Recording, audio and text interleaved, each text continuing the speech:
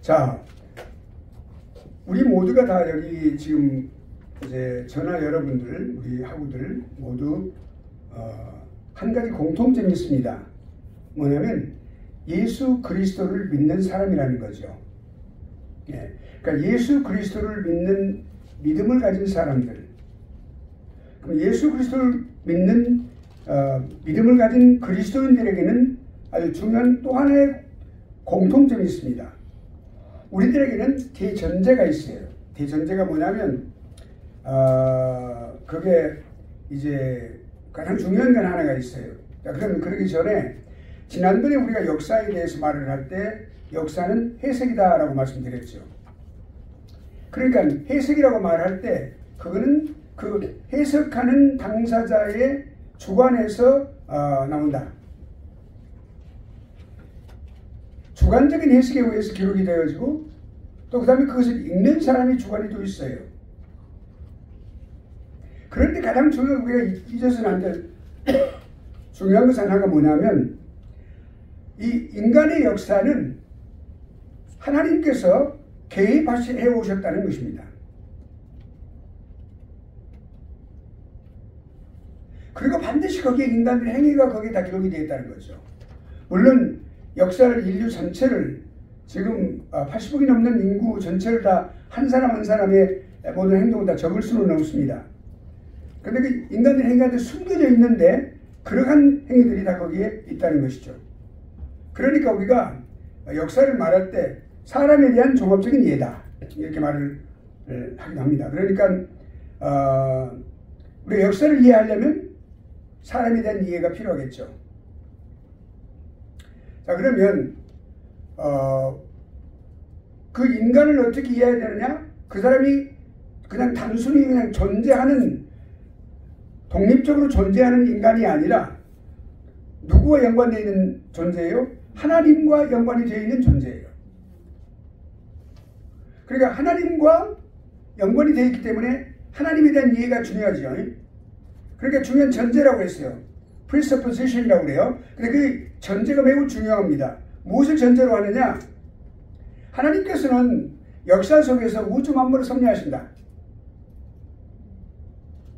그리고 국가의 모든 개인과 국가의 흥망성쇠, 우리가 개인의 어떤 살아가는 일생, 또 그 개인들이 모여서 하나의 민족을 이루는데 그 국가를 이루는데 그 국가의 어떤 흥망성쇠, 이 세계의 흥망성쇠 주관하고 계시는 분이에요. 근데 그 주관하고 계시는 분 누구라고? 살아계신 하나님이다. 그 하나님이 계신다는 전제예요. 여러분, 이거 매우 중요합니다. 지금 우리가 아주 기초적인 것을 말씀하고 있는 것 같지만 이걸 우리가 분명하게 하지 않으면 우리 모든 것이 다 틀어져요. 우리가 계속 될 수가 없어요. 그러니까 살아계신 하나님이 계신다. Living God이에요. 살아계신 하나님.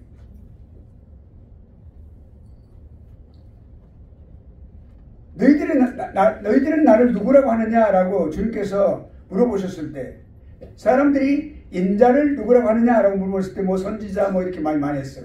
그러면 너희는 나를 누구라고 하느냐? 그랬을 때 베드로가 뭐라고 그랬어요, 여러분? 살아계신 하나님. 다시 그게 살아계신 하나님의 아들이요. 네, 살아계신 하나님의 아들이라고 그랬죠. 거기 뭐라고 그랬어요? 살아계신 하나님이라고 그랬어요. 이게 대전제예요. 여러분 이거 전제하고 사십니까? 네. 근데 여기 지금 우리가 8분 정도 많죠. 그런데 그러고 계시는데 목소리가 한 2분밖에 대답 안 하는 것 같은데 여러분 이게 전제하고 살고 계세요? 네. 네, 매일매일 그렇죠. 그렇습니다. 이게 중요해요. 아주 중요해요. 내 입으로, 그러니까 내가 마음으로 믿어 의에 이루고 내 입으로 시인하여 구원에 이른다고 그랬어요. 입으로 시인하는 것이 매우 중요해요. 어디서나.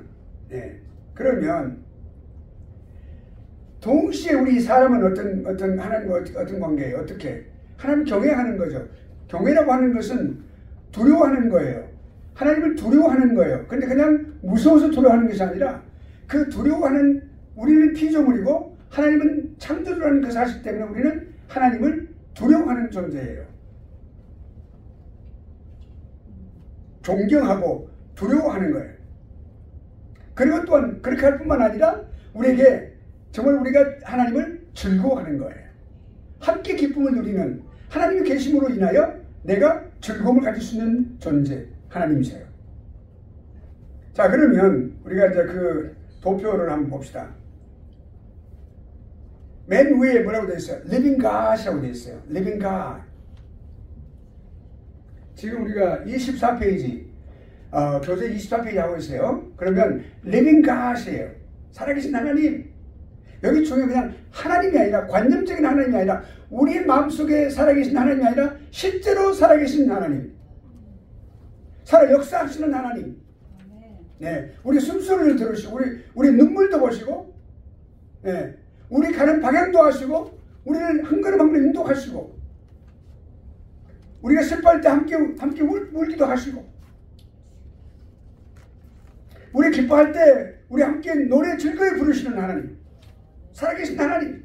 어쩌면 우리보다도 더 섬세한 감정과 정서를 갖고 계신 하나님이세요. 성령 하나님은 아주 유리그릴과 같으신 분이세요. 아주 그 정서가 말이죠. 그 감정이 말이죠. 느낌이 느끼시는 것입니다. 그러니까 살아계신 하나님이세요. 우리는 감정이 무뎌질 수도 있어요. 우리 양심이 무뎌질 수도 있다고요. 절대로 그렇지 않은 하나님은 아주 섬세하세요.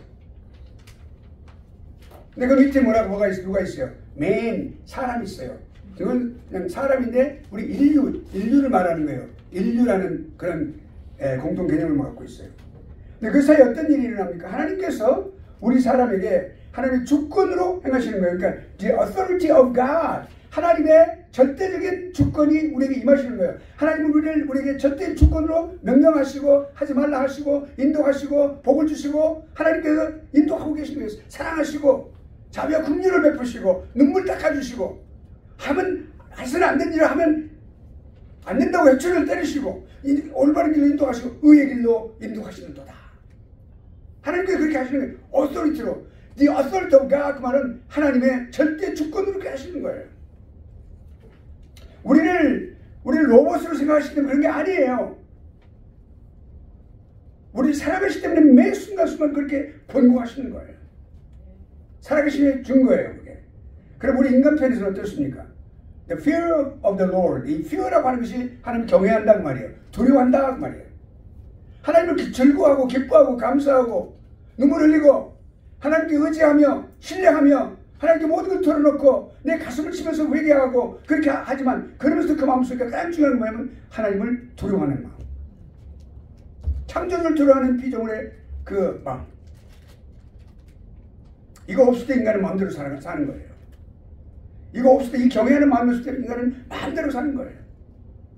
그러니까 이 경외함 때문에 우리는 마음대로 살지 않아요. 하나님 말씀에 의해서 사는 거예요.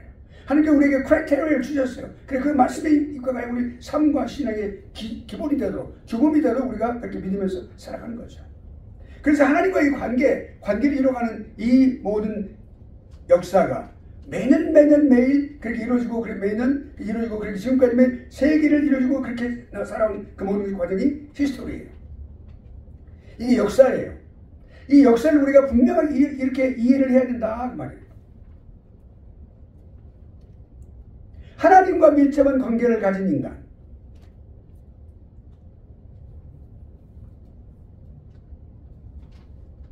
우리 그 인간의 하나님과의 관계성. 그러니까 오늘날에 하나님과 관계없는 일반 사람들의 모습을 보면 어떻습니까? 자신의 종교를 만들어요. 인간은 참 사람은 매우 뛰어난 존재예요. 우리가 보통 우리 두뇌 브레인을 사용하는 것이 보통 15% 미만으로 사용한다고 그러죠. 얼마나 85%는 얼마나 더 많은 능력을 갖고 있는 사람들이에요. 존재가 인간이에요. 아주 우수한 존재예요. 근데 범죄를 했어요. 하나님을 떠난 거죠.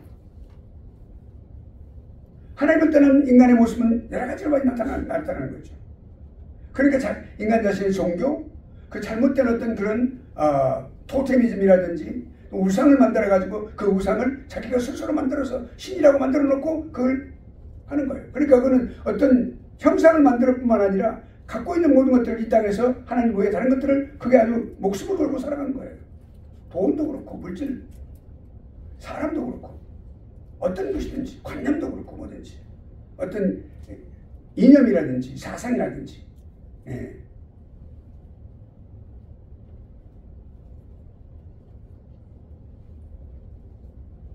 이 세상이 어떻습니까?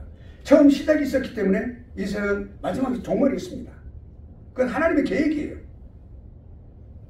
그러니까 그러한 것을 우리가 딱 알고 있으면 우리가 역사를 이해할 수 있어요.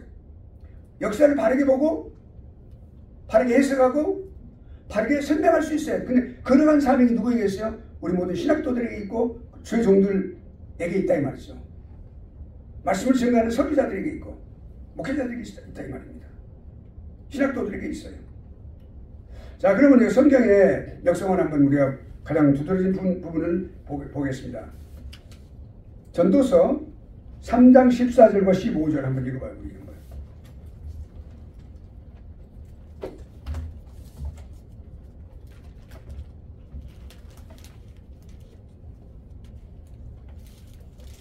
전도서 3장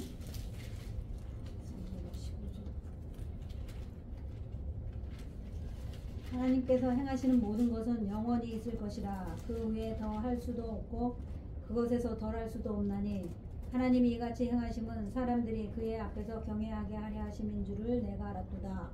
이제 있는 것이 옛적에 있었고 장래에 있을 것도 옛적에 있었나니 하나님은 이미 지나간 것을 다시 찾으시느니라. 아멘. 아멘. 이 놀라운 말씀이 뭐예요? 기독교 역성을 우리에게 말씀해 주고 있습니다.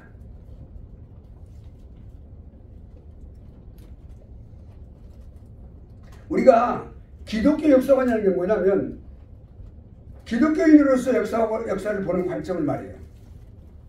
또 기독교 자체의 역사를 보는 관점, 이걸 기독교 역사관이라고 말을 해요. 근데 이거는 기독교, 그러니까 역사관은 해석에 관한 문제예요. 어떻게 역사를 해석하느냐. 그러면 기독교 역사를 소설하는 거는 역사학자의 몫이겠죠. 또 그것을 해석해가지고 가르치는 사람은 교육자의 몫이에요. 물론 그 역사를 기록하는 사람, 서술하는 사람도 역사를 올바르게 해석을 해야 됩니다. 올바른 역사를 가진 사람이라야만 합니다. 그래서 올바른 역사를 기록할 수 있어요. 올바른 역사를 갖지 못하면 자기 역사관에 따라서 생략하고 두드러지게 말하고 그런 걸 그렇게 할 수 있어요. 얼마든지 할 수 있어요. 지난 시간에 우리가 역사관에 관해서 왜 역사관이 나라마다 틀리고 민족마다 틀리느냐 한 똑같은 지명을 가지고 그런 것을 우리가 공부를 했어요. 그러니까 그 올바른 서술하는 그 역사학자의 양심에 따라서 올바르게 해야 되고 또 그것을 올바르게 해석을 해서 가르치는 자의 몫이 누구냐? 기독교 교육자의 몫이에요. 자, 그러면 우리가 이제 기독교를 한번 더 이렇게 집중해 봅시다. 여러분 기독교를 어떻게 이해할 수 있을까요? 물론 조직신학 공부하고 또 뭐 그 외에 많은 신학들을 공부하면 다 공부를 이해할 수 있겠죠. 핵심적인 신학을 공부할 수 있을 거예요. 근데 그 기독교라는 생명의 종교를 여러분 알기 위해서는 가장 첫 경이 뭐냐? 지름길이 뭐냐? 교회사를 완전하게 이해하는 거예요. 여러분 지금 교회사를 훌륭한 교수님 밑에 지금 여러분 잘 배우고 있어요. 네, 잘 배우시기 바랍니다. 그 교회사를 여러분이 아주 꿰뚫어 보게 되면 기독교를 꿰뚫어 보게 되는 거예요. 왜 그럴까요? 기독교를 이해하기 위해서는 교회사를 이해해야 되기 때문에 그렇습니다. 기독교 역사를 통해서 비로소 기독교의 그 본질, 어떻게 기독교가 살아왔고 어떻게 변화되어 왔고 그 많은 여러 가지 변천에도 불구하고 핍박과 여러 가지 어려움 속에도 불구하고 그 안에 들어있는 그 핵심적인 그 진리는 어떻게 변함이 없었는지를 알게 된다고 말해요. 그 알 수 있기 때문에 그래서 기독교의 본질을 알게 되는 거예요. 교회사를 여러분이 완전하게 통달하게 되면 공부하게 되면 자 그러니까 역사적인 관점에서 우리가 기독교를 이해할 수 있다 그 말이에요. 그러니까 역사관과 기독교는 매우 중요한 관계에 있어요. 기독교를 이해하는 것은. 예, 올바른 역사관을 가지고 역사를 이해할 때 기독교를 이해할 수 있다는 그런 것 때문에 그렇습니다. 자, 그러면 기독교 역사는 어떤 역사관을 가져야 되느냐? 성경적인 역사관. 그 성경적인 역사관을 통해서 역사를 바라보는 거예요. 성경을 찾아야 되죠. 이스라엘의 역사는 우리가 구약 이스라엘사라고 해서 그 과목이 있어요. 여러분 공부했어요. 우리 저쪽에 자세가 위치가 들릴 때 그때 2019년인가 공부했어요. 2학기에 걸쳐서 했어요, 제가. 예. 그러니까 구약 이스라엘사. 아주 재밌게 했어요. 그거 굉장히 유익한 프로그램이었어요. 그 성경을 속에서, 구약 속에서 이스라엘 역사를 공부하는 거예요. 자, 우리 오늘 전도서 3장 14절 15절의 말씀 한번 이제 보겠습니다. 자, 무릇 하나님의 행하시는 것은 영원히 있을 것이라 그랬어요. 더할 수도 없고 덜할 수도 없나니 라는 말씀을 분명하게 그 스테이트먼이에요.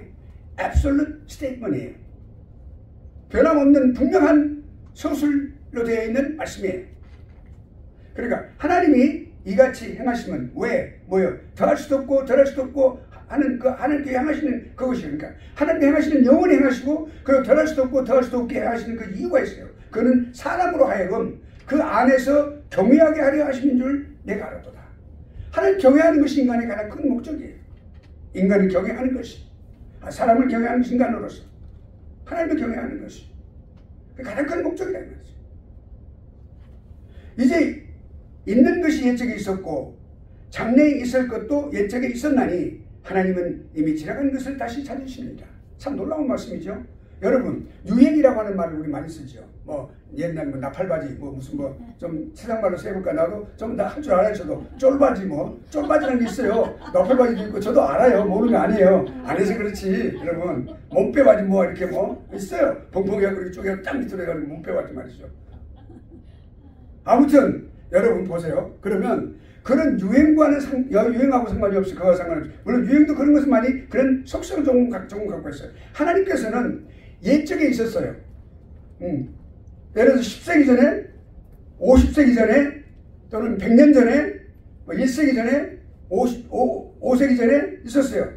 또 뭐 5년 전에 이런 있었던 모든 일들, 어떤 그런 놀라운 일이 있었어요. 근데 그거는 또 작년에 있었어요. 그러니까 앞으로 작년에 있을 수 있어요. 앞으로 있었을 그런 일들. 그것이 뭐예요? 예측이 있었어요. 장래에 있을 것들이 예측이 있던 것 다시 나타나 가신단 말이에요. 우리 인생 가운데 그래요. 우리 인생을 쭉 이렇게 돌이켜보면 주마등처럼 지나가는 그 인생, 그 모든 필름 속에서 하나님께서 이렇게 역사하셨구나. 근데 세월이 지나고 어느 날 지나면 또 오는 거예요. 왜 그럴까요? 하나님 우리에게 어떤 크라이테리아를 딱 정해놓으세요. 이걸 반드시 너희들이 지나가야 될 하나님의 역사하심, 그러니까 연단의 과정에서 반드시 지나가야 될, 그리고 통과해야 될 것이다. 근데 그걸 통과하지 못하고 우리가 회피했어요. 회피하고 마음대로 피해갔단 말이에요. 반드시 그거 오는 거예요. 요나에서 우리는 그걸 알 수가 있어요.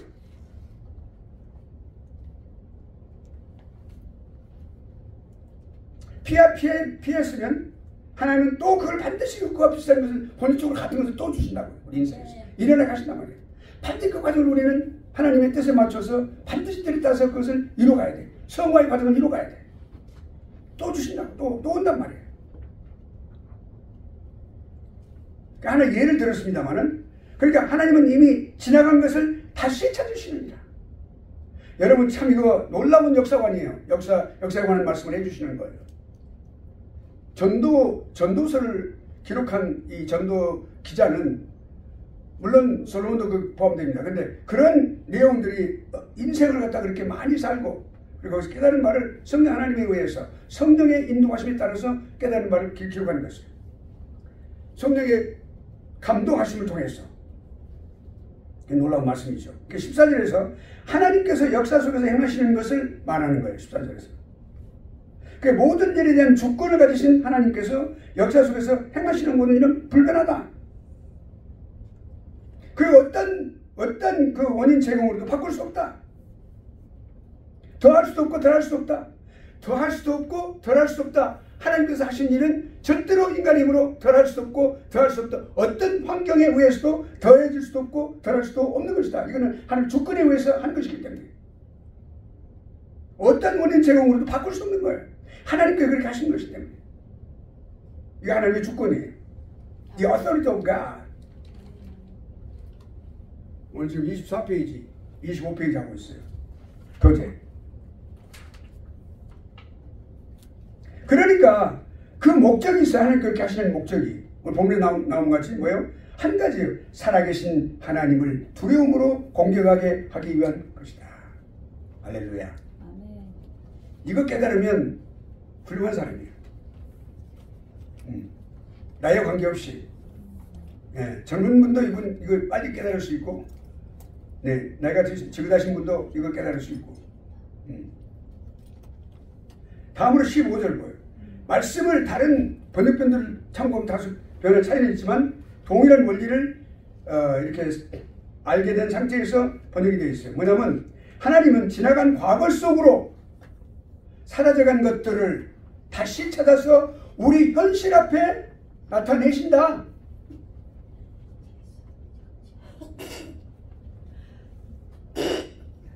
그래서 인간으로 하여금 그 과거 속으로 사라져간 것들을 다시 찾아서 현실로 나타내게 하셔서 그것을 다시 경험하게 하신다. 철저하게 하시기 위해서 하나님 그렇게 하시는 거죠. 이거 우리는 지금 놀라운 하나님 말씀을요. 지금 여러분 지금 진리를 분별하는 지금 하고 있어요. 지금 이 전도서지 이 말씀을 말이죠. 3장 13절 14절 15절까지 말씀. 그러니까 원리가 있어요. 하나님의 섭리가 우리가 볼 때는 좀 불규칙하게 보이죠. 아, 하나님 이렇게도 하시고 저렇게도 하시고 마음대로 마음 내키신 대로 하는 거 아닌가? 그렇지 않아요. 원리가 있어요. 거기는 뭐냐면 그 원리는 뭐냐면 미래는 과거의 반복이에요. 절대로 지나간 거 다시 안 온다? 그렇지 않아요. 이제 지나갔으니까 여러분 잊어버리고 삽시다. 천만의 말씀 다시 오는데요. 아멘. 맞습니다. 더 와요. 다시 와요. 나 거기다 이 우물을 안 먹겠어. 그리고 침을 뱉어 갔는데 또 그 우물을 마신다? 마셔요. 마시게 하신단 말이에요. 맞아요. 확실합니다. 그러니까 미래는 과거의 반복이에요. 예를 들어 보면 태양이 있죠. 태양계의 함선들과 같아요. 자전거 공전을 계속하기 때문에 그날이 다시 또 돌아오는 거예요. 봄이 오고 다시 겨울이 오고 지금 우리는 가을에 지금 들어와 있어요. 네, 이제 가을에 들어왔어요. 여름에 그 진절난 그 덥고 힘들었던 거 말이죠. 땀 막 나고 달렸던 그 시절이 지나서 이제 가을이 왔는데 우리가 뭘 다시 경험하게 될 거예요? 겨울에 그 추위를 경험하게 될 겁니다. 이게 시원하게 조금씩 적응하게 하셔서 겨울을 경험하게 하신다면 미리 그 겨울은 지난 작년에 겨울이 다시 오는 거예요. 반복하는 거예요. 그러니까 뭐라고 말씀해요? 우리가 전도서에 보면은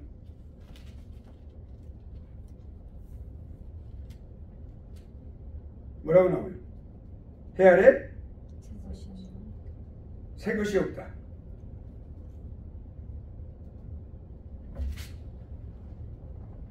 그리고 결코 해 아래는 절대로 새 것이 없다. 그러니까 우리 미국 사람들 그래 만나서 우리가 이렇게 잘 아는 사람이든 모르는 사람들 우리가 인사하는 방법이 있어요. 미국 사람들.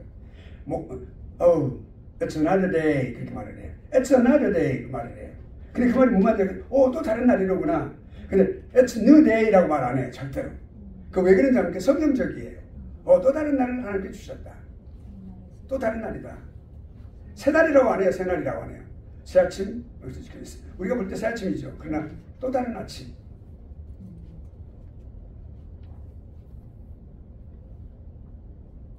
이미 있었던 것이 후에 다시 있겠고 이미 한 일을 후에 다시 할지라 해 아래는 새 것이 없다. 없나니 말씀하시죠.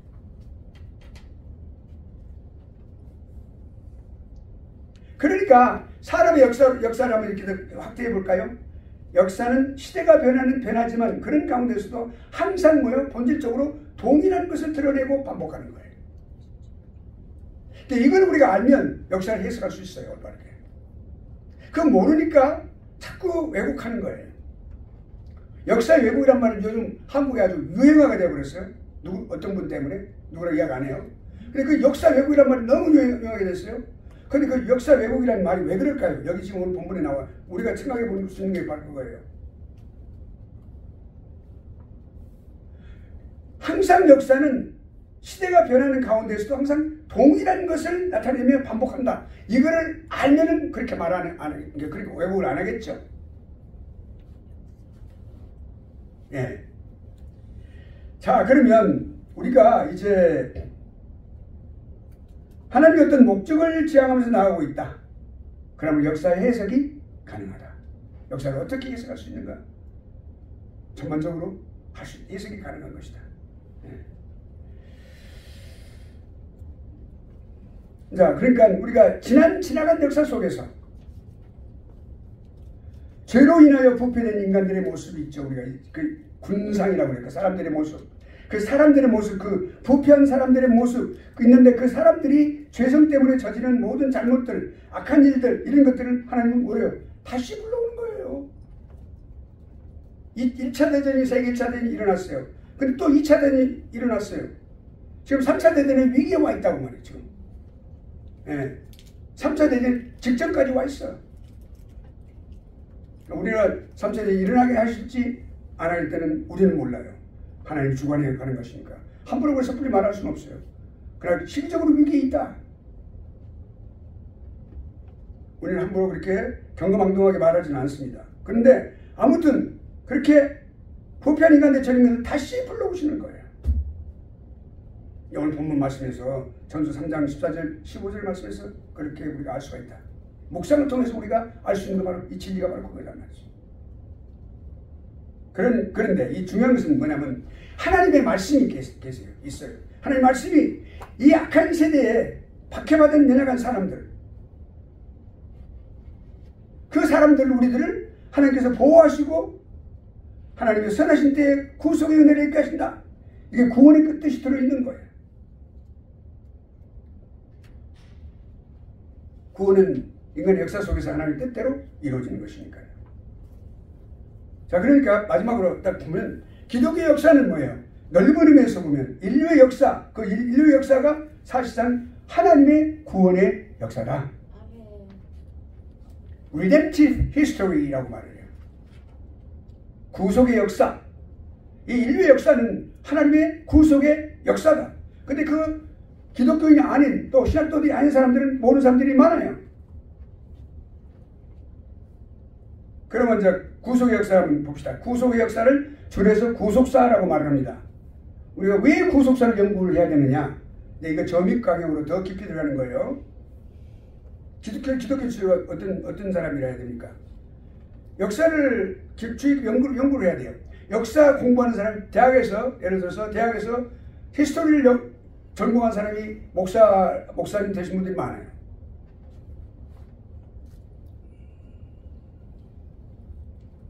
그리고 또 신학 공부를 할 때에도 나중에 더 MD를 마치고 또 공부할 때도 역사 신학을 전공을 하신 분들이 많아요.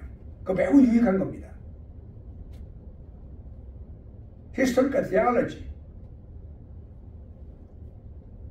하나님의 그 역사, 하나님의 그 주권으로 행하시는 인류 속에서 행하시는, 특별히 교회에서 행하시는 하나님의 역사를 공부하는 거예요. 그게 매우 중요하죠. 그 구원의 역사를 공부하는 거예요. 구속사를 볼 수 있어야 돼요. 구속사, 우리가 역사 속에서. 그러니까 과거에 어떻게 하나님께서 구속을 해오셨고 인간을 구속하시고 어떻게 구원을 해오셨는지 그 역사를 공부하고 그걸 통해서 공부하고 그걸 바탕으로 해서 앞으로 미래를 우리가 볼 수 있어야 돼요. 그 해안이라고 해요. 그 해안, 지혜의 안목이라는 말이에요. 하나님의 경륜이 뭐예요? 우주를 다스리는 거죠. 역사를 꿰뚫어볼 수 있는 그 해안, insightful eye. 간직은 우리가 지도자들은 그런 것을 가져야 되겠다 이런 겁니다. 그러니까 자, 구속의 역사를 한마디로 말하면 철저하게 예수 그리스도 안에서 말씀대로 이루어지고 또 언약의 성취라는 방식으로 이루어집니다. 하나님은 언약의 하나님이세요. 처음부터 언약을 주셨어. 우리가 이 지구를 하나님께서 만드시기 전부터 아들과 아버지 사이에 구속의 언약을 통해서 언약을 시작하셨어요. 그리고 인간 아담과의 행위 언약을 시작하시고 그 외에도 뭐 노아와의 언약, 다윗과의 언약, 많은 약속들을 많이 주셨어요. 그 다음에 그러니까 은혜 언약. 예. 언약과 성취. 그리고 역사는 뭐냐면 하나님의 그 언약, 이 약속에 의해서 구체화되는 거예요. 약속을 주시고 그 약속을 실제로 성취해 나가시는 그런 걸 통해서 구체화되는 거죠. 예. 자, 그러면 하나님의 말씀과 언약의 성취에 관해서 한번 생각해 볼까요? 하나님 말씀으로 언약을 주시잖아요. 말씀으로 내 이것을 너희와 언약을 주노라, 언약을 세우노라 이렇게 말씀하셨어요. 오늘 우리가 창세기 말씀도 노아 홍수가 지난 이후에 하나님께서 노아와 세우신 언약이었어요. 내가 너와 영세의 언약을 세우노라. 너뿐만 아니라 너와 함께 간 모든 생물에 이르기까지. 참 놀랍죠? 하나님께서 세우실 때 노아에게만 하신 게 아니라 모든 생물들에 이르기까지, 가축과 나는 새와 모든 짐승들까지 포함해서 내가 언약을 주노라 그렇게 말씀하셨어요. 그 말씀으로 하신 거예요. 그 말씀으로. 그 말씀과 이 언약과의 가장 중요한 게 뭐예요? 하나님의 말씀 그리고 언약, 이건 매우 아주 중요한 관계에 있어요. 하나님은 말씀으로 언약을 주시기 때문에, 그리고 그걸 이루어 가시기 때문에.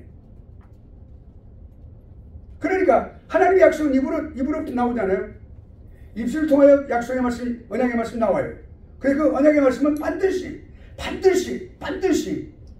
그 하나님께서 언약 주신 그 약속하신 그 말씀을 반드시 이루고 돌아가게 돼 있어요. 그냥 하나님 앞에 돌아가지 않아요. 이사야서 55장 한번 봅시다.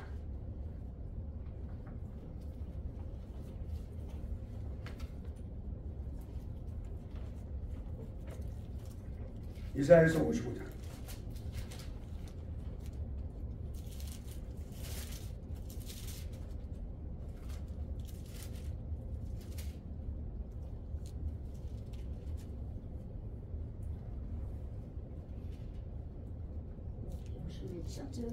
여기 이사야서 55장 5절 이하의 말씀.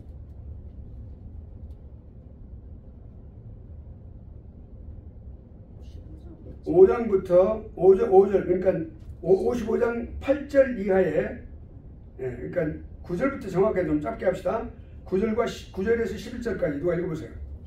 하늘이 땅보다 높은 같이 내 길은 너희 땅보다 길보다 높은 높으며 것이 내 길은 내 너희 생각은 너희 생각보다 높으니라. 너희 생각보다 높으니라.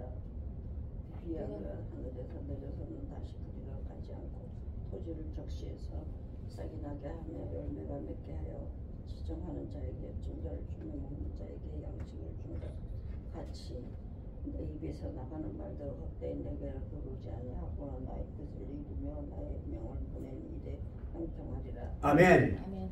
예, 여기 설명이 필요 없죠. 네. 하나님의 입을 통해서 나가는 말씀은 반드시 그 형통을 이루고 그리고 하나님 앞에 다시 돌아가는 거예요.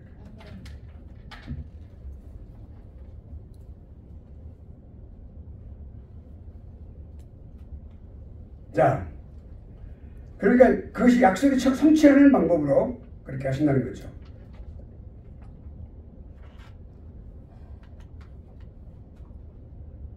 역사 속에서는 보면 하나님의 말씀이 확실하기 때문에 약속이 확실했어요. 이는 만물이 주에게서 나오고 주로 말미암고 주에게로 돌아갑니다. 영광이 그에게 세세에 있으리로다. 아멘. 로마서 10장의 말씀. 그러니까 여기서 자, 우리가 하나님 역사 한 가정에 살고 있어요. 우리는 지금. 그래서 쓰임받고 있는 거예요. 또 쓰임받기 더 기념하게 쓰임받기 위해서 우리가 준비하는 과정에 있는 거예요. 여러분이 기념하게 쓰임받기 위해서. 개혁주의 역사관. 이것이 곧 개혁주의 역사관이에요. 이 개혁주의 역사관으로 구속사를 바라보아야 된다. 그래서 그 역사 속에서 쓰임받고 또 쓰임받고 있는 분들이 그런 것을 또 우리가 돌이켜보는 게 중요해요. 사람들이 어떻게 쓰임받았는지 한번 돌아보죠. 역사 속에 빛나는 사람들, 하나님께서 이렇게 쓰임받은 사람들, 사용하신 사람들.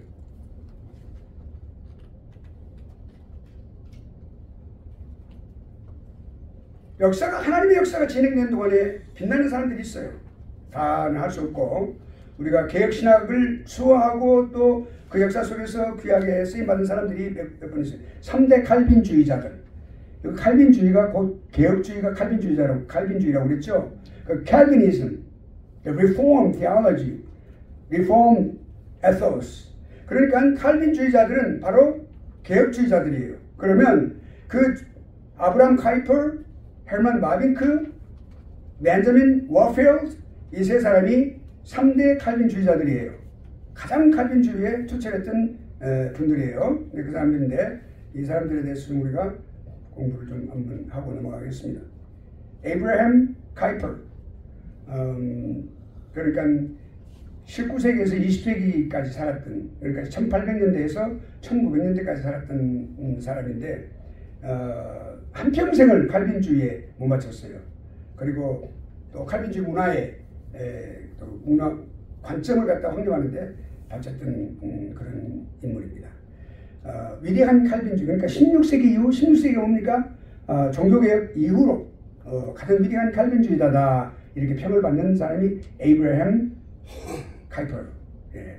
화란 남부에서 출발했고요. 화란이라는 나라가 네덜란드죠. 그 화란이라는 나라가 원래 그 개혁주의가 개혁주의 산실이에요 원래가. 예. 거기서부터 그 나라에서 미국으로 메이플라워를 타고 그렇게 사람들이 신천지를 향해서 새로운 천지를 향해서 신천지고 이단소가 새로운 세계를 신세계를 향해서 이렇게 미국으로 왔어요. 왔죠. 예? 와가지고 거기가 바로 어디예요? 거기가 화란입니다. 그래서 이제 거기서 목사로 태어났는데 또 이제 공부를 했고 또 이제 대학에서 또 고등어 또 신학 공부 다 했어요. 그리고 이제 그 다음에 이제 24살 때 칼빈 연구 국립학술회 최고상 수상을 했고 처음에는 자유주의자였어요. 인문주의자.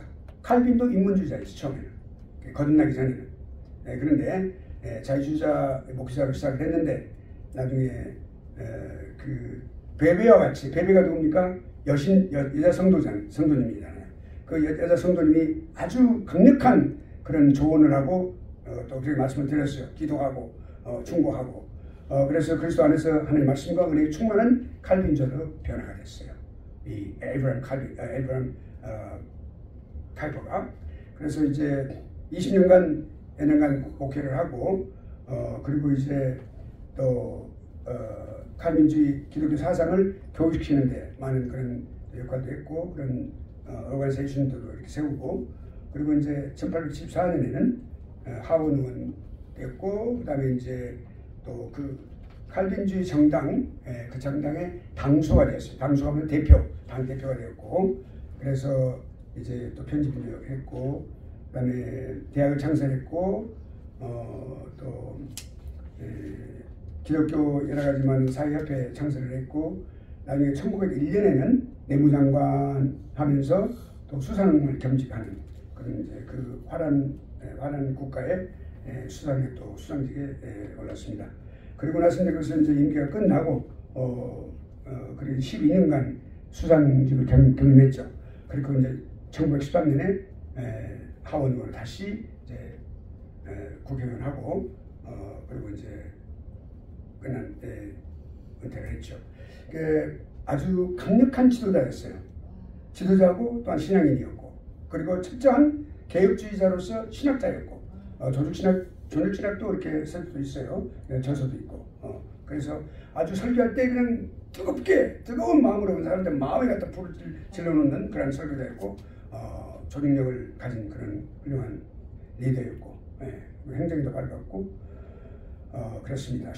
교의학자, 조직신학 교수였고 그렇게 됐습니다. 그리고 이제 아주 여러 가지 언론 웅변가도 되었고 또 언론 교육과도 또 이렇게 수상도 했고 그래서 약 200여 권의 책을 썼어요. 저희들은 그렇게 책을 못 씁니다. 근데 책을 엄청나게 많이 썼어요. 겨우 한 20권 정도 그것도 많이 썼다고 그러는데 200권이면 엄청나게 많은 책입니다. 물론 시를 쓴 분도 아마 몇백 편을 쓰고 막 그렇게 하고 있는 것을 우리가 알 수가 있는데, 자, 그러니까 카이퍼는 기독교인으로서 인문주의자의 삶을 살았던 삶을 완전히 정산을 했던 중요한 본보기가 됐어요. 예. 그리고 이제 그리스도가 왕이 되셔야 된다는 모든 분야에서 그걸 그렇게 외쳤어요. 그리고 그리스도의 증인이 되어야 된다라고 그렇게 또한 외쳤습니다. 그래서 학교를 설립하면서 그 연설에서 영역주권이라고 하는 그 사상을 외쳤는데, 그게 무슨 말이냐면 기독교 대학이나 국가나 또는 교회의 제도적인 통계보다도 하나님의 말씀에 직접 순종해야 된다. 그래서 대학 본연의 그런 학문적인 사명을 완수해야 된다. 그리고 교회와 국가와 사회를 위해서 그래야만 이바지할 수 있는 것이다. 이렇게 말을 했어요. 참된 기독자는 누구냐? 어디냐? 복음에 어디서든지 복음을 증거하는 자다. 이렇게 말을 했습니다. 매우 뜨겁게 했어요. 정치 활동을 보면은 이제 칼빈의 사상에 아주 몰두했고, 그리고 정당 조직을 완료를 했고, 또 이제 우리 프랑스 혁명이 인문주의 시대가 도래했을 때 사실은 이제 프랑스 혁명이 사실은 이념적으로 그런 어떤 계몽주의 또 이전에 그런 어떤 사상에 의거해서 그래서 그게 이제 결국 이 프랑스 혁명이 완료가 된 상태에 있는 18세기, 그러니까 그런데 그 프랑스 혁명을 가리켜서 사람들은 역사에서 이 프랑스 혁명을 아주 대단하게 대수특별하고 있는데, 아브라함 카이퍼는 하나님이 없는 불신앙 운동의 산물이다 이렇게 분명하게 규정을 했습니다. 우리가 어떤 운동을 볼 때 많은 사람들이 거기에 추종하고 또 거기에 또 많은 관심을 갖고 있다고 해서 우리가 그런 부분에 휩쓸려서는 안 되죠. 우리가 갖고 있는 분명한 하나님 중심의 신앙관을 통해서 또는 신학관을 통해서 그걸 우리가 분명하게 우리가 규명할 수 있어야 된다. 이것이 시대를 나쁜 세대를 역행하는 또 올바른 세대를 편승에 올바르게 나아가는 인도에 나아가는 그런 지도자의 모습이라고 볼 수가 있습니다. 이 카이퍼는 그렇게 했어요. 또 하나님 오시지 않으면 어떤 운동도 인본주의로 떨어지고 그리고 불신앙으로 떨어질 수밖에 없다. 그렇게 말을 했어요. 또 정치에 있어서 칼빈주의적 정치인 이거를 또 이렇게 했던 시도가 될 수 있습니다. 그리고 이제 또 칼빈의 모든 훌륭한 그 모범을 생활 정립시켰던 사람이고 교회 개혁을 했었습니다. 칼빈은 제네바를 성시화 운동을 했었죠. 거룩한 도시로. 그래서 반드시 주의를 지키고 신앙생활을 해야 되고 또 그렇게 가정 예배를 드리고 하는 이런 모든 또 헌금 활동을 제대로 하고 성경에 기록된 대로 그렇게 칼빈이 주장했던 그 제네바시를 그렇게 했었어요. 실제로 성시화 운동을 했었습니다. 거룩한 도시로 그렇게 했던 그런 걸 볼 수가 있는데, 이 카이퍼도 생활에 그 부분을 생활 적용시키는 그런 사람이었습니다. 또 저기 루이스 볼커프 교수는 여러분 미국에서 태어난 미국의 조직신학 교수입니다. 훌륭한 교수고 그 문체가 참 아름다워요. 신학서적이지만 아주 훌륭한 그런 문체를 갖고 있는 교수가 루이스 볼커프 교수입니다. 저도 공부할 때 여러분과 같이 공부를 할 때 탐독을 했던 교수 중 한 분이 바로 이 루이스 볼커프입니다. 그런데 카이퍼의 걸음걸이는 칼빈주의적 교리의 부흥이다 이렇게 극찬을 했습니다. 그리고 이제 교회 계획을 했고 교회 계획의 원칙이라는 그런 책자를 발간도 했고, 그래서 그 화란에 교회 계획의 근본 원리를 제시하는 그런 중요한 일도 했었습니다. 목회는 한번 볼까요? 카이퍼는 목회자로서 중요한 롤 모델이었어요. 칼빈도 그 롤 모델이었죠. 거기서 나쁜 사람들이 거기를 이제 칼빈을 갖다 모함을 해가지고 결국은 거기서 쫓겨나게 됩니다. 그래서 이제 국경으로 가서 그 불쌍한 사람들, 피난민들을 목회하는 그런 모습을 볼 수 있어서 칼빈이 거기서 수백 명이 모이게 됩니다. 그래서 거기서 아주 최선을 다해서 그 하나님의 말씀을 증거하며 그 사람들을 온전히 구원의 길로 인도하는 아름다운 모습을 보는데 그런 모습들을 보면서 그 카이퍼는 감명을 받게 된 것이죠. 그래서 혈증 없는 사람이었었어요. 이제 1902년에 카이퍼가 세상을 떠날 때 이제 이렇게 그 잡지가 그렇게 말을 했어요. 위대한 신학자 카이퍼를 그렇게 말을 했어요. 제2의 칼빈이 여기에 담겼다. 칼빈이 세계적인 인물이었던 것처럼 카이퍼도 세계적인 인물이었다. 그래서 임종식의 그 친구가 이렇게 질문을 했다고 합니다. 카이퍼에게 자네가 한평생 하나님과 동행했다고 말해도 좋겠는가? 이렇게 물어봤어요. 그러니까 카이퍼가 암 좋고 말고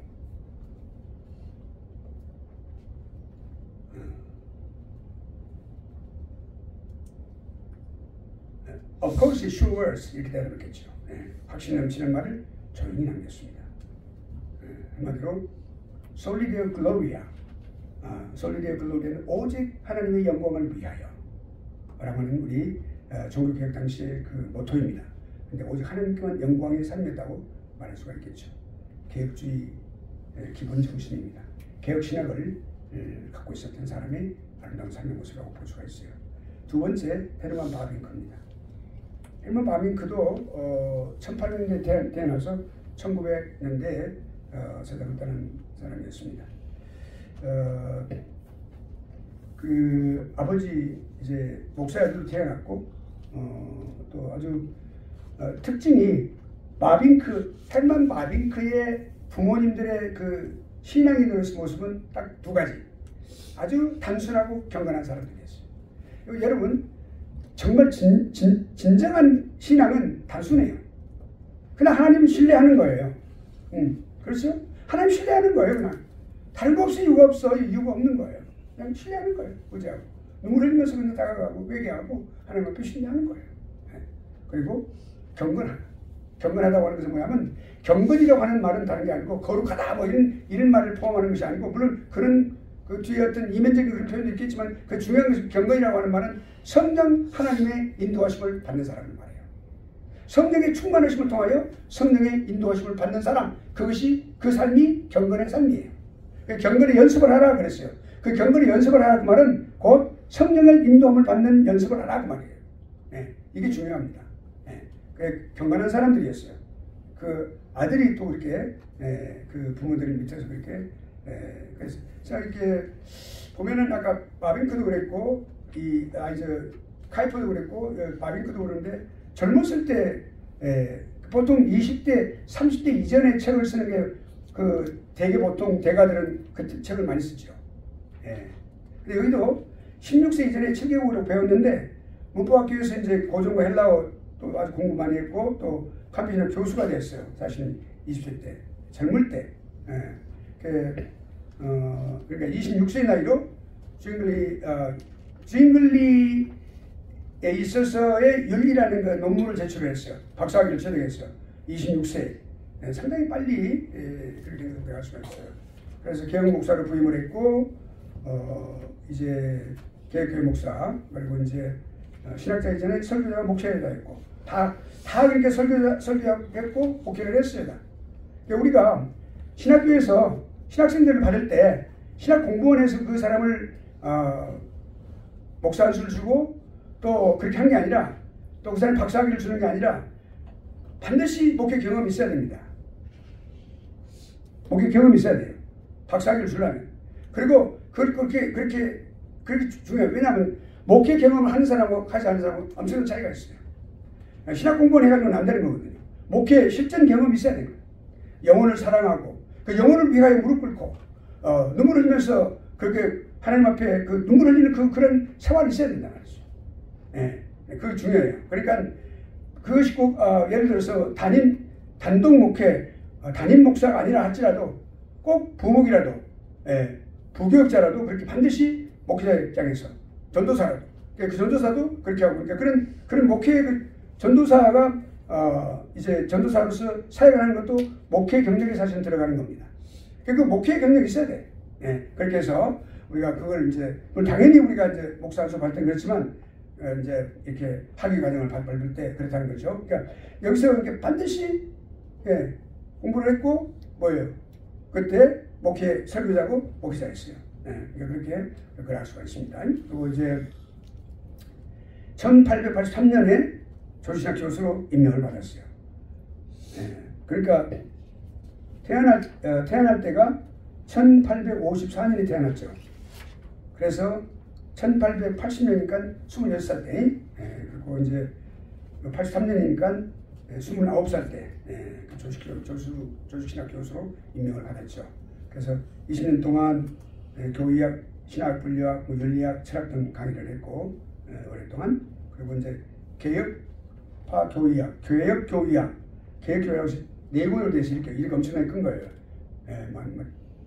400페이지, 700페이지 되는 그 책을 전 4권으로 된 공부를 했어요. 기념비적인 저서로 아주 훌륭한 책입니다. 우리 여기도 교과서에 나와 있어요. 여기 지금 제 교재에 우리 공부하는 여러분들 사도록 하시길 바랍니다. 그래서 신학에 대한 바빙크 말은 뭐라고 되어 있어요? 신앙과 신학에 대해서 바빙크가 유명한 말을 했어요. 교회와 신학은 떼려야 뗄 수 없는 관계에 있다 그랬어요. 교회 없는 신학은 죽은 것이며 신학 없는 교회는 전신 마비된 사람과 같다 그랬어요. 여러분 그건 뭘 의미하냐면 교회라고 그러면 신학을 말해주는 겁니다. 학교 그러면 신학을 말해주는 겁니다. 그러니까 신학과 신앙은 함께 가는 것이다라는 말이에요. 그러니까 예를 들어서 여러분 신학교를 잘 전책해야 된다라고 하는 말은 신학과 신앙이 함께 가는 거예요. 하나님 중심의 정통신학을 공부할 때 그 신앙이 하나님 중심의 신앙으로 올바르게 성장할 수 있어요. 근데 자유주의 신학을 가버리면 그 신앙이 완전히 좀 세상 말로 해볼까요? 저 또 한 번 해볼게요. 또 세상 말. 신앙을 팔아먹는 거예요. 신앙 팔아먹는다고 그러죠. 훌륭한 믿음을 갖고 있는 자유주의 신앙을 하면 그 신앙 버리는 거예요. 그래서 그거 중요합니다. 그러니까 어떤 신학을 했느냐가 중요하고 신학과 신앙은 항상 떼려야 뗄 수가 없다. 신학 없는 교회는 전신 마비된 사람과 같다. 마치 등뼈가 없는 낙지와 같다라는 것과 똑같은 말입니다. 그래서 그렇게 하는 것이 필요하고 그래서 학교를 봅시다. 학교는 성경과 더불어라는 말을 남겼어요. 반드시 성경과 더불어 써야 된다. 제가 학교 다닐 때 교수님 앞에 한번 크게 제가 제 자신 아닌데 좀 책망을 받은 적이 있었어요. 신학생이 성경책도 안 가지고 다니는 사람도 있어라는 말씀을 하신 적이 있었어요. 그분은 아카데미 딘이었어요. 경건회를 할 때 이제 공부하다가 꼭 경건회를 30분씩 합니다. 했는데 그때 뭐라고 하냐면 신학생이 되어가지고 성경책도 안 가지고 다니는 사람이 있다고 그래요. 안 되겠죠, 여러분? 반드시 성경은 기본이에요. 그러니까 학교는 성경과 더불어. 이거는 우리의 믿음의 선진들이 한 이야기지만 우리들도 그런 말을 하고 있는 거예요, 지금도. 하나님 말씀이 먼저 있어야 된다. 그리고 성경뿐만 아니라 신앙 고백들을 가르치고 학교에서 기독교적 생활 훈련을 받아야 된다. 그러니까 성경과 더불어 두 번째는 신앙 고백들을 가르쳐야 된다. 웨스트민스터 신앙 고백, 여러분들 웨스트민스터 신앙 고백 한번 가르치고 싶어요, 제가. 여러분들 같이. 그리고 이제 여러분, 그러니까 웨스트민스터 신앙 고백 공부를 해야 될 거예요. 그건 필수 과목이에요. 얼마나 그것이 훌륭한 것인데요. 이 역사 속에서 두 가지의 신앙 고백서가 있어요. 하이델베르크 신앙 고백, 그 다음에 웨스트민스터 신앙 고백서. 역사 속에서 하나님께서 성경 다음으로 주신 놀라운 신앙 고백서. 그러니까 성경 고백, 신앙 고백들을 가르쳐야 합니다. 그리고 학교에서 기독교적 생활 훈련을 받아야 된다. 그러니까 여러분 교회에서 교회 잘 나오시기 바랍니다. 우리 교회 있죠. 우리 지금 학교에 교회 있잖아요. 새소망교회. 그래서 예배 참석 잘 하시고 기도의 영성훈련. 여러분 저 영성훈련이라는 말 우리가 그러니까 경건훈련. 그렇게 해서 우리가 여러분 훈련 잘 받으시고 그렇게 하시길 바라겠습니다. 기도훈련 잘 받고 그렇게 해야 됩니다. 그런 훈련을 받아야 된다라고 우리가 했습니다. 적극적으로 동감합니다. 그 다음에 정치는 그 정치의 면에서는 어떻게 했냐? 상원 의원으로 봉직을 했어요. 또 카이퍼와 같은 정당 계속 했고, 그 다음에 기독교 교육에 대해서는 미국 프린스턴 대학에서 강의를 했고, 옛날에 오래전에 구 프린스턴입니다. 신 프린스턴이 아니고 1929년 이후가 아니고 이전에 말하는 것입니다. 그때는 훌륭했어요. 프린스턴 신학대학이 아주 훌륭한 학교였었습니다. 보수의 보위였습니다. 계시 철학을 저술했고 칼빈 교육의 이론의 대가였어요. 그러니까 칼빈 이후로 가장 훌륭한 그런 그 이론의 대가라고 볼 수가 있습니다. 10권의 교육 관련 서적을 저술했고 교육운동에 앞장섰고 기독교 세계관 칼빈주의를 저술했어요. 그 다음에 성경관은 뭐냐? 바빌교의 성경관은 어떤 성경관을 가지고 있었을까요? 그 교의학의 그 개혁 교의학이라는 조주신학 책에 뭐라고 나왔어요? 축자영감이 뭐냐면 글자 한 획도 한 일획도 하나님의 감동 없이 기록된 것이 없다. 다 모든 것이 다 한 획까지도 다 전부 다 하나님의 감동으로 기록된 것이다라고 하는 말씀이에요. 아시겠죠? 그래서 inerrant. 그 다음에 이제 성경 무호의 진리. 성경은 절대로 오류가 없다라고 하는 것이죠. 우리가 지금 믿는 것 똑같은 거예요. 우리가 이런 믿음의 선배들의 믿음을 우리가 이어받는 거예요. 맞죠? 성경 기록될 때의 영감이 지금도 계속적으로 영감을 주는 말씀입니다. 그 말은 뭐냐면 성경을 기록한 사람에게 성경이 영감을 주셨잖아요. 그럼 성경 우리가 읽을 때에도 성령의 조명하심으로 감동으로 그 말씀을 알 수 있고 이해할 수 있는 거예요. 우리가. 그러니까 성령께서 계속해서 그렇게 역사하신다. 영감을 주고 계신다. 그래서 말씀이다. 이렇게 역사했습니다. 그 다음에 이제 성경은 뭐라고 말하냐면 언제나 살았고 현재 미래에 대해서 모든 인생에게 말씀하시는 영원히 살아있는 말씀이다. 이렇게 강조를 했어요. 창조론에 대해서, 구속론에 대해서 각 바빌론은 어떻게 생각했을까요? 창조가 모든 실존의 문제를 답한다. 하나님의 창조. 하나님과 관계를 떠나서는 아무런 의미가 없다. 그러니까 우리가 조직신학에서 인간론이라고 하는 걸 공부할 때 인재론이라고 하는 이유가 하나님과 인간의 관계성에서 보기 때문에 인재론이라고 해요. 그냥 인간론 안 하고 그렇게 엔토폴로지인데 그게 엔토폴로지를 우리가 인재론이라 하는 이유가 하나님과 관계 속에서 늘 하나님과 관계가 떠나서는 아무런 의미가 없다라고 말을 했어요. 그리고 구속론에 관해서 십자가 복음의 중심부에 서 있다. 이 구속론이 예수 그리스도 십자가의 죽으심, 그리스도의 순종으로 생명을 드림으로써 화목과 평화가 우리에게 왔음을 강조를 한 것이죠. 1921년에 세상을 떠났습니다. 그리고 비비 워필드,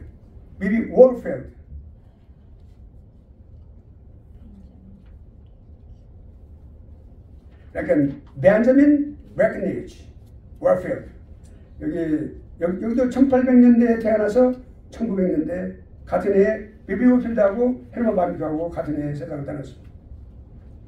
미국에서 태어났고요. 비비 워필드 훌륭한 이제 프린스턴 대학 또 신학교 출신이고요. 또 알렉산더 하지, 그 다음에 또 찰스 하지, 프린스턴 초기 갈빈주의 대학과 제자였어요. 갈빈주의자였고, 그 다음에 찰스 하지와 함께 선배가 찰스 하지 정대인데 그 프린스턴 대표적인 인물이었어요. 또 이거 비비 워필드는 변증가였고, 변증가는 코넬리우스 반틸 박사가 이제 나중에 변증가로서 아주 뛰어난 그런 그 작업을 하시게 됩니다. 그리고 이제 또 신학 교수로 또 공직도 했고 조신학 강의를 했고, 자 그러면 칼빈주의에 대한 관점은 뭐냐? 문자 그대로 정통적 칼빈주의 기수예요. 옹호자였어요. 타협할 줄 모르는 칼빈주의자였어요. 그러니까 우리가 어떤 진리를 우리가 분명하게 손에 넣으면 우리가 그걸 진리를 갖고 있으면 타협이 안 되겠죠. 진리와 비진리의 면에서는 타협하면 안 됩니다. 그건 안 되겠죠. 타협하면 안 돼. 성경은 절대로 타협하지 마라. 그러니까 벨리알과 예수 그리스도와 함께 할 수 없다. 빛과 어둠이 할 수 없는 것이다. 이렇게 하는 것이죠. 그러니까 동업을 해도 예수 그리스도 믿는 사람과 해야지 빗자루와 동업하면 안 되겠죠. 그렇게 타협할 줄 모르는. 자, 이 시대가 어느 때보다도 칼빈주의가 필요한 때다. 칼빈주자는 만물의 배후에서 역사하시는 하나님을 발견한 사람이다 그랬어요. 여러분 자신 한번 여기다 대입해 보세요. 만물의 배후에서 역사하시는 하나님을 발견한 사람이다. 그리고 그러면 그렇게 됐을 때 나는 이렇게 한번 퀘스천 마크 해보세요. 그 다음에 모든 현상 가운데 하나님의 작정에 의해서 역사하시는 하나님의 손길을 볼 줄 아는 사람이다. 나는 어떻습니까? 그 다음에 항상 기도하는 자세로 자기 전에 생애를 살아가며 자기 전 생애를 살아가는 거예요. 자기 전에 아니라 자기의 전 생애를 살아가는 거예요. 구원에 있어서 하나님의 은혜에 자신을 맡기는 것이다. 나는 어떻습니까? 자신이 철저히 부패한 인간이다. 사람이다. 죄인이다. 하나님은 용납하시고 용서하시는 분이심을 믿는 사람이다. 나는 어떻습니까? 또한 자신의 공로 없이 생활의 모든 범위 내에서 하나님이 그의 하나님 되시도록 결심하는 사람이 나 자신에게 한번 반추를 한번 해보면 좋겠어요. 이런 말을 했어요. 비비 오필드가 믿음의 선배, 우리 선진들이. 하나님의 특별 은총은 그 칼빈주의 심장이라고 말을 했어요. 자, 그러면 성경에 관해서 어떤 견해를 갖고 있었을까요? 완전 영감입니다. 아까 축자 영감하고 완전 영감은 똑같습니다. 완전 영감은 모든 글자 하나하나가 모든 것이 다 성령의 감동으로 기록된 말씀이다라는 것이죠. 성경의 무성, 결코 성경은 오류가 없다, 잘못이 없다. 기독교 유일 계시 사상, 이건 뭐냐면 기독교만이 유일한 하나님의 특별 계시를 받은 생명의 종교다. 불교가 받았을까요? 마호메트가 받았을까요? 아니죠. 오직 예수 그리스도를 믿는 기독교만. 디모데 3장 15절 말씀, 하나님의 감동으로 기록되어 있는 말씀이라고 그 말씀이 여기서 나오죠. 비비 오필드는 나중에 필라델피아 웨스트민스터 세미나리 설립자인 그리스찬 메이천에게 가마를 많이 줬어요. 친구이고 나중에 그리스찬 메이천이 나옵니다. 그리스찬 메이천 참 훌륭한 사람이에요. 근데 자 1921년에 같은 해에 오필드가 숨을 거둘 때 크게 슬퍼한 메이천은 다음과 같이 말을 했어요. 메이천이 나중에 죽었는데 그게 죽고 났을 때 뭐라고 말하냐면 이제는 참된 전통과 위대한 학풍은 이제 사라질 것입니다. 참으로 걱정입니다. 그랬어요. 자유주의가 몰려오는 것을 보고 있었거든요. 나중에 결국엔 1929년에 여기 21년이죠. 그 후로 8년 후에 미국의 장로교회가 자유주의를 선포하게 됩니다. 그래서 나중에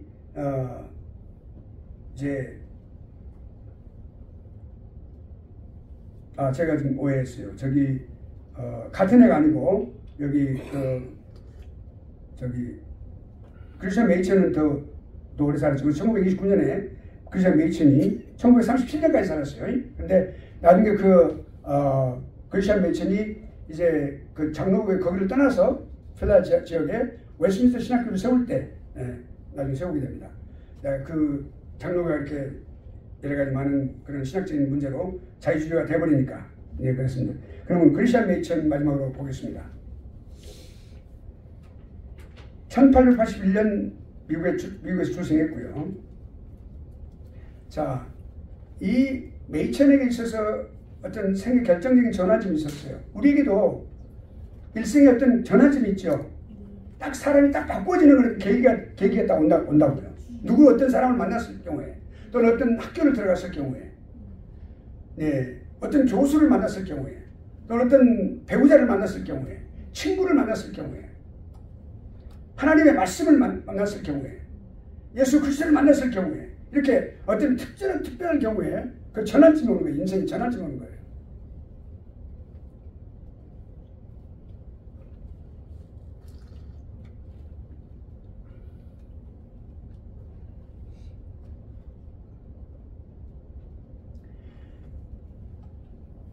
존 홉킨스 대학을 졸업하고 프린스턴 신학교를 입학을 했을 때 결정이 됐어요. 그때는 프린스턴 신학교는 아주 하나님 중심의 신학에 아주 투철한 학교였었어요. 그래서 어릴 때부터 요리문답집을 체계적으로 공부를 했어요. 각 교회에서 요리문답 공부를 같이 해야 되겠죠. 그래서 초기 프린스턴 칼빈주의자 알렉산더 책들을 탐독했어요. 그리고 이제 이 메이첸의 가장 특징은 뭐냐면 헬라어 라이팅을 능통을 해서 나중에 헬라어 교본이 나오는데 그 헬라어 교본이 미국 전국의 신학교에 교재로 쓰일 만큼 아주 유명한 책자가 됐어요. 예. 그래서 이 아주 독특한 그런 그 기프트를 그 하나님으로부터 그 은사를 받은 분이라고 볼 수가 있습니다. 그래서 이제 그랬고 또 형과 함께 유럽여행을 간 적도 있고 또 입학해가지고 그 당시 이제 프린스턴의 교수님들은 워필드, 비비 워필드 있죠. 또 암스트롱, 또 패튼 교수 이런 분들이 철저한 계획주의 그 교수님들이었어요. 예.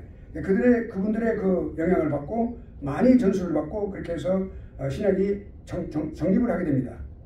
그래서 전통적인 개혁신학을 지켰고 그리고 꾸밈없이 단순하게 개혁신학을 계속해서 가르쳤어요. 그걸 계속해서 가르친 거예요. 그 뭐 새로운 방법이나 어떤 새로운 시도나 이런 거 안 했어요. 이론을 만들지 않았어요. 그 신학이 단순했어요. 항상 정통 신학은 단순합니다. 복잡하지 않아요. 신앙도 그렇고 단순해요. 신학도 그래요. 성경이 하나님의 말씀임을 역설했어요. 단순한 그 사실. 그리고 이제 헬라어로 시를 읽은 만큼 아주 능통한 그런 헬라어에 능통한 그런 이제 신학자였고 언어학자였고. 그리고 이제 여기 중요한 거 한 가지가 있는데 이분도 특별한 게 있어요. 독일로 유학을 갑니다. 이제 마지막 학년에 다 마치기 전에 독일로 갔어요. 거기서 훌륭한 교수를 받는데 독일 어디입니까? 독일은 자유주의가 아주 팽창한 그런 아주 용성한 그런 나라였었어요. 예, 자유주의가 아주. 예, 그런데 거기서 이제 그 자유주의 아주 교수들을 만났는데 신학의 그 거두들을 만나가지고 강의를 듣고 대화를 많이 나눴어요. 근데 그 비교를 하게 됐어요. 자신이 지켜온 개혁신학과 새롭게 배우는 그 자유주의 신학의 그런 어떤 신학 사상을 비교를 많이 하게 되고, 근데 놀라운 것은 돌아와가지고 이분이 더 정통신학의 기수가 되어버렸어요. 여러분 한 가지 참 중요합니다. 언젠가 한 번도 제가 말씀드린 적이 있는데 하나님으로부터 그게 분명하게 딱 쓰임을 받았다면, 부르심을 받았다면, 그 아무리 그 사람이 자유주의에 묻히고 또 묻히고 거기에 같이 혼합이 될 것 같이 그렇게 어울린다 하더라도 그가 그 중심에 분명하게 세워진 그 신학, 정통신학, 이거는 더 오히려 더 빛이 나는 거예요. 같이 혼합이 되거나 또는 거기에 그냥 이렇게 융합이 되어가지고 허용하고 용납하고 그러지 않는다는 것이죠. 더 뚜렷해진단 말이에요. 이게 참 매우 중요합니다. 그래서 그렇게 더 단단한 개혁주의자가 되어가지고 돌아왔어요. 더 아주 분명한 그런 개혁주의자가 되어가지고 돌아왔어요. 그것이 독일에서 그 자유주의 신학자들하고 대화를 나누고 했던 것이 오히려 더 그것이 더 밑거름이 된 거예요. 그래서 아주 철저한 개혁신학 바탕으로 한 그런 사람으로서 거기서 그 프린스턴을 돌아와가지고 거기서 프린스턴 저널 그거를 이제 계속 책자를 펴내면서 그래서 개혁신학을 계속해서 그렇게 소개하고 또 교육하고 그랬어요. 자유주의 신학의 나쁜 점을 통렬하게 비판하는 거예요. 왜냐하면 자유주의에서 공부를 했기 때문에 알거든요. 개혁신학을 더욱 옹호하는데 생애를 바치게 됐어요. 우리 학우들도 이런 개혁주의에 투철한 그런 우리 학우들이 되시기를 축원합니다. 네, 그것이 우리 신학이 살 길이고 우리 개인이 살 길입니다. 그리고 우리에게 맡겨주시는 그 양떼들이 살 길이거든요. 네. 자, 그러면 저자 활동을 한번 봅시다. 메이첸은 유학에서 돌아왔어요. 그 신학학 전임 강사로 공부를 시작을 했어요. 네. 그래서 그 다음에 이제 한 가지 여러분 제가 주의할 점 뭐냐면 헬라어 교수 또는 히브리어 교수 이렇게 말하지 않습니다. 그건 당연히 신학을 했으면 헬라어를 익히 알고 있는 거니까 신학학 교수라고 말해야 되고 또 구약학 교수라고 말하는 거예요. 예. 예, 그렇게 말하면 됩니다. 그러면 자연히 구약학은 히브리어를 포함하고 있고 또 신학학은 헬라어를 포함하고 있는 것이죠. 예, 그렇게 말하는 겁니다. 그 다음에 이제 전통을 세워서 성경 해석학의 전통을 세웠어요. 프린스턴 신학 잡지가 뭐예요? 프린스턴 저널이에요. 거기다가 연재를 계속 한 거예요. 그리스도의 탄생에 관해서. 그래서 1909년 칼빈 탄생 400주년에 프린스턴의 모든 잡지를 칼빈과 칼빈주의로 그냥 완전히 축제를 열고 그 붐을 일으켰어요. 칼빈 프린스턴 대학에서. 그래서 그럴 때 10년 전에 아브라함 카이퍼가 왔을 때 칼빈주의를 강한 적도 있었고, 이렇게 여러 가지 많은 일들로 인해서 매체의 가슴 속에는 칼빈주의와 칼빈주의가 완전히 더 가득 차게 충만하게 된 것이죠. 그래서 워필드 박사, 칼빈주의에 대해서, 그러니까 워필드 박사가 뭐라고 그랬어요? 칼빈주의자는 하나님을 본 사람이다. 하나님을 봤으므로 한편 피조물로서의 죄인이 도저히 하나님 앞에 설 수 없는 사람임을 알게 된 사람이다. 겸손해진다는 거죠. 다른 한편으로는, 또 다른 한편은 뭐냐면, 그렇게 겸손하게 자신이 설 수 없는 사람을 알면서도 다른 한편은 하나님께서 죄인을 그럼에도 불구하고 영접하시고 구속하시는 하나님이라는 사실로 경의에 가득 차 있는 사람이다. 놀라움 속에서 어떻게 이렇게 죄인을 하나님께서 이렇게 용납하시는가. 누구든지 하나님을 믿고 자기의 사상과 감정, 의지, 그리고 지적이고 도덕적인 영적 활동을 하시는 우리 그런 분이심을 믿는 사람이다. 하나님 그런 분이시라는 사람을 믿는 것이다. 사람이다. 개인적이고 종교적이고 또 모든 관계에 있어서 하나님의 모든 것을 다 주장하시는 분이시라는 것을 믿는 사람이 칼빈주의자다. 이렇게 말을 했어요. 하나님과의 관계 속에서 늘 자신 정체성을 보는 사람이죠. 그러니까 이제 워필드 박사도 이렇게 말을 했어요. 칼빈주의와 루터주의. 칼빈주의, 루터주의는 엄청나게 많이 차이가 있습니다. 프로테스탄트의 자매다 이렇게 말을 했는데, 그래서 이제 자매라고 말한다면 칼빈주의와 알미니안주의 관계는 다루기 힘든 어려운 딸이다 이렇게 말하는 것이죠. 그러니까 다루기 힘든 어려운 딸. 워필드와 또 메이천, 스승과 제자의 관계였고 동역자였고, 또 워필드의 그 칼빈주의 사상이, 신학 사상이, 정신이, 객주 정신이 메이천이 그대로 전수가 되었습니다. 메이천은 이제 책들을 많이 썼어요. 그리스도의 동정녀 탄생, 기독교 문화, 초보자를 위한 신학 헬라어. 이 헬라어가 고전으로 자주 사용하는데 그것이 교과서로 계속 사용되었었어요. 그 다음에 노예에서 복사, 목사 취취에 관한 것, 또 이런 여러 가지 많은 내용들 많이 있었습니다. 쭉 넘어가겠습니다.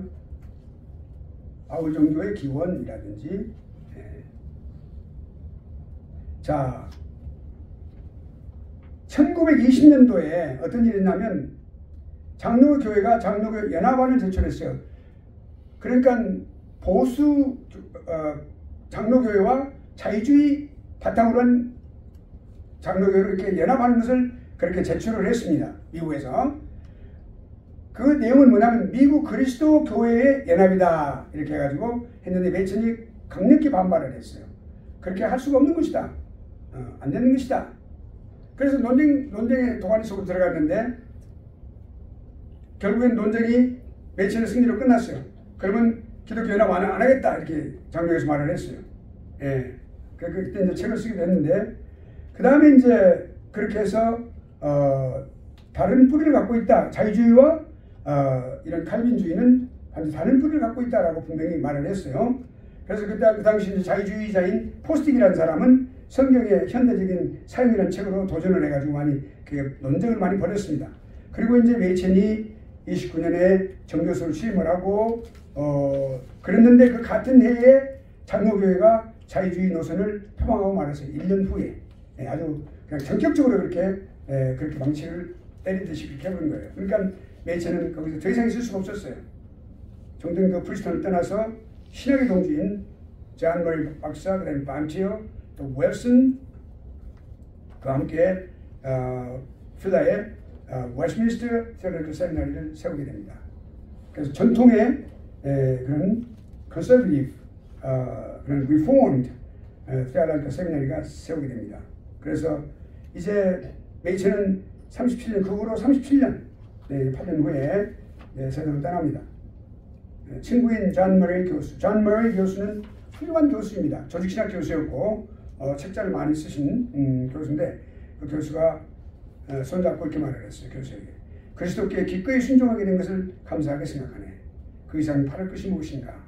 그러면서 조용히 말하면서 세상을 떠난 것이죠. 오늘 여기까지입니다.